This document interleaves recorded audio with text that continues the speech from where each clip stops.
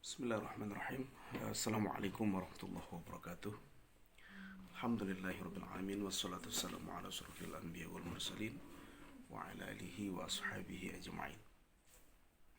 Asyhadu an la ilaha illallah wahdahu la syarika lah wa asyhadu anna Muhammadan abduhu wa rasuluh. Allahumma fassalli wa sallim wa barik ala hadzal nabiyil karim wa ala alihi wa ashabihi ajma'in. Teman-teman, rekan-rekan semuanya dimanapun Anda berada, dalam kajian kali ini kita akan mencoba membahas seputar ta'aruf. Kenapa ini menjadi penting? Karena ta'aruf sekarang sudah menjadi satu tren, ya, tren di mana setiap anak-anak muda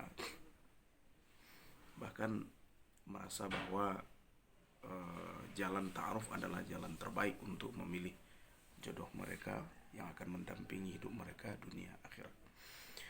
Nah, cuma kita perlu pahami bahwa ta'aruf itu sendiri sebenarnya adalah bahasa Arab yang artinya adalah berkenalan, sehingga ya tidak ada ubahnya seperti orang yang sedang mencari jodoh dalam artian biro jodoh atau sebuah lembaga yang kemudian memfasilitasi untuk mencarikan jodoh, mencarikan pasangan hidup kepada seseorang.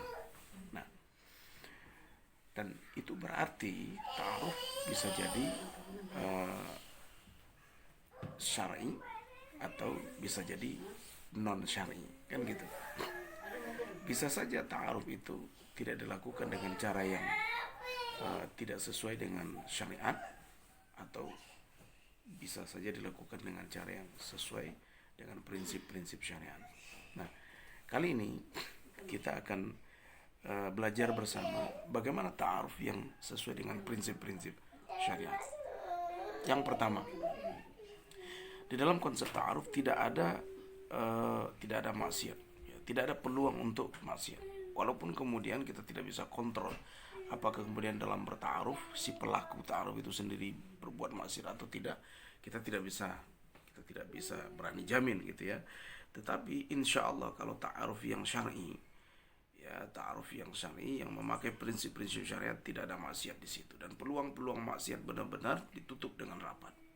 Nah, itu yang pertama. Kemudian yang kedua, caranya tentu benar. Nah, cara yang benar seperti apa?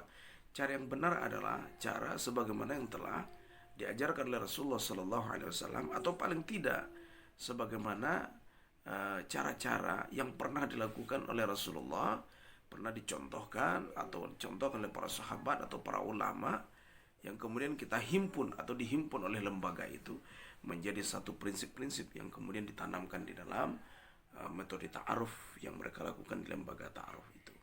Itu yang kedua. Kemudian yang terakhir, ta'aruf tidak bisa hanya berdua atau apalagi sendiri, itu bukan ta'aruf namanya, ya. Nah, ta'aruf syar'i itu mesti dilakukan dalam proses pembimbingan, tidak bisa sendiri, ya. Jangan sampai kemudian ketika berta'aruf, ya, ketika dilakukan proses ta'aruf tapi kemudian ta'aruf itu berjalan dengan sendirinya saja. Mereka berdua melakukan ta'aruf. Ya, nah ini bukan ta'aruf syar'i namanya. Ta'aruf syar'i adalah ta'aruf yang kemudian prosesnya itu didampingi, mulai dari proses awal berta'aruf, berkenalan, sampai kemudian terjadi pernikahan atau akad. Itu ada proses pendampingan. Ada proses pendampingan yang tidak kemudian diberikan atau dilepas begitu saja, sehingga kemudian peluang-peluang maksiat seperti yang saya sampaikan di awal tadi itu dengan mudah terjadi. Enggak seperti itu.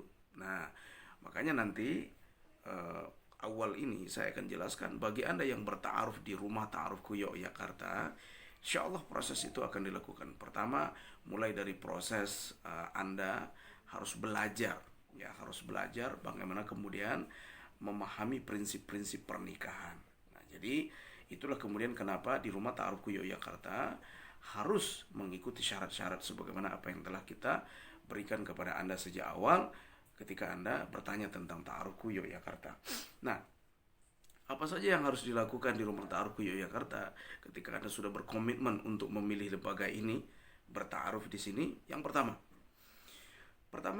Anda harus siap untuk belajar dulu.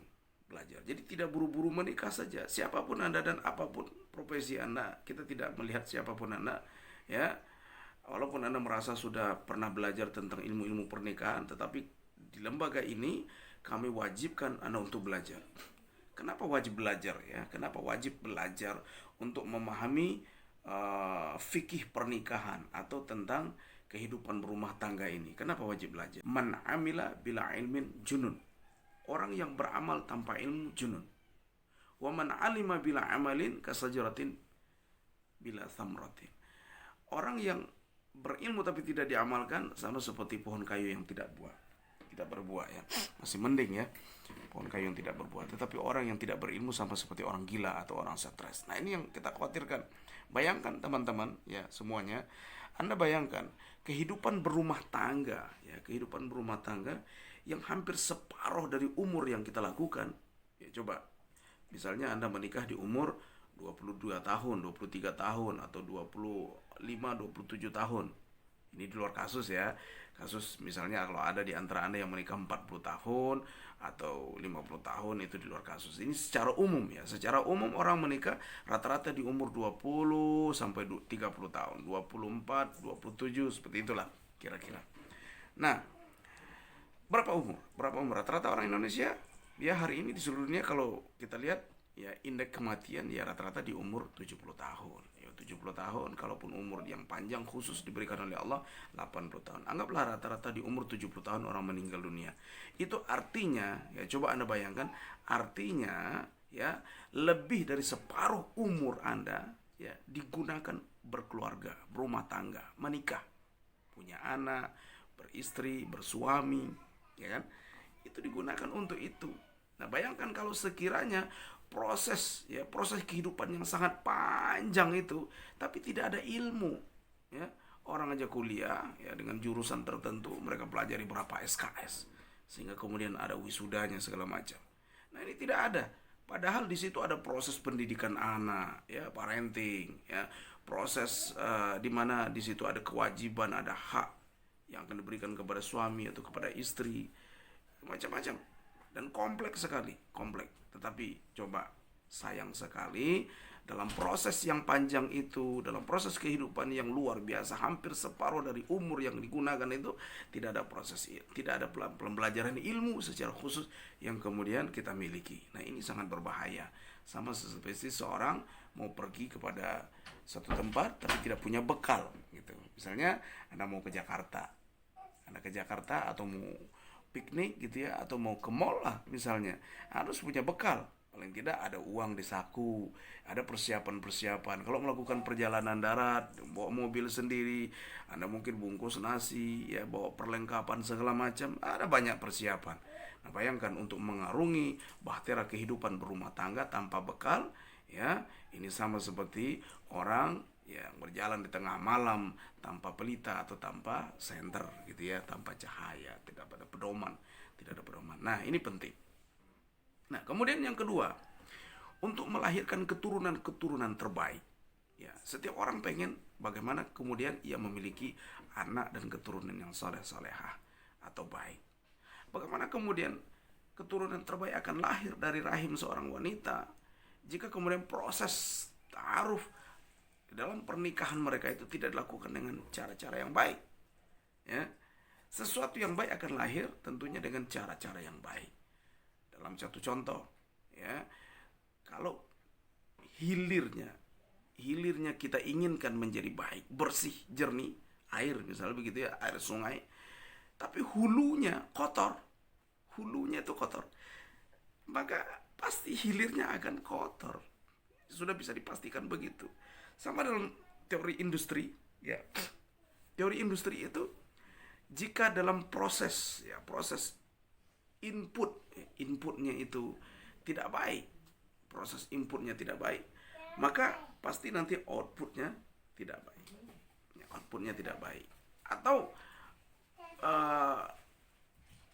atau paling tidak akan terjadi human error karena diinput dengan cara yang tidak baik. Itu sudah pasti demikian.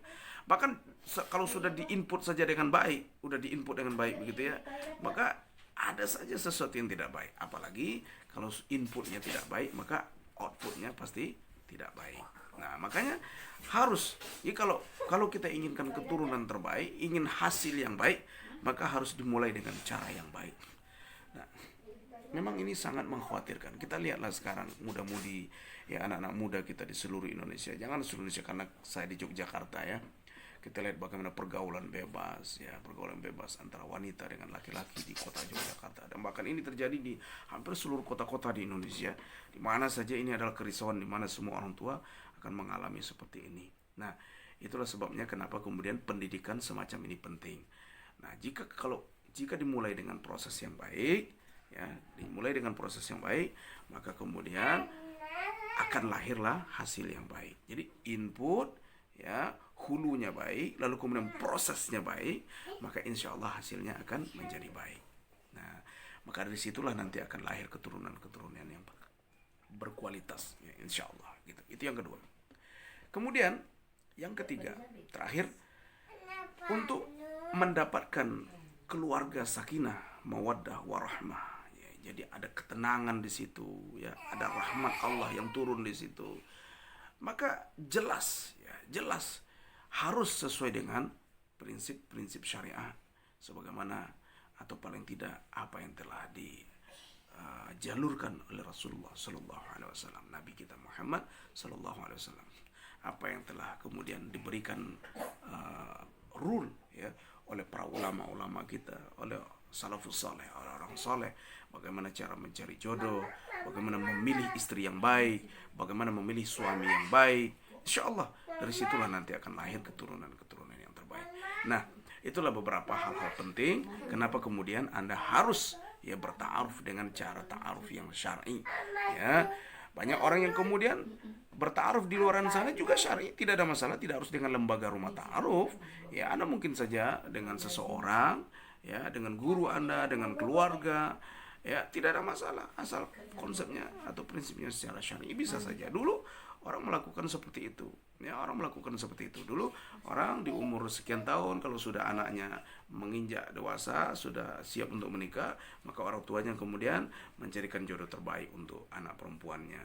Maka dia akan meminangkan, atau kemudian dia tanya-tanya seorang sahabatnya, temannya, tetangga, atau siapa saja yang ada di tempat itu, di kampung itu, lalu kemudian mereka akan mengkhitbah, lalu akan terjadi proses pinangan. Tidak ada pacaran di situ, tidak ada konsep pacaran di situ. Nah, dulu seperti itu sebenarnya syar'i, ini konsep syar'i. Nah, tapi karena memang zaman ini sudah modern, kadang semua orang sibuk dengan kehidupannya masing-masing, orang tua sibuk dengan kehidupannya, ya, hingga kemudian tidak punya kesempatan untuk memikirkan hal-hal yang seperti ini. Padahal ini adalah sesuatu hal yang sangat penting sebenarnya untuk kehidupan seorang putri atau putra Anda. Nah, maka itulah kemudian kenapa Rumah Ta'aruf Yogyakarta hadir di tengah-tengah situasi yang memang membutuhkan solusi, ya, solusi agar bagaimana kemudian putra-putri kita mendapatkan jodoh terbaik dengan cara yang baik dan akhirnya menghasilkan keturunan-keturunan terbaik. Wallahu a'lam bishawab. Wabillahi taufiq wal hidayah. Wassalamualaikum warahmatullahi wabarakatuh.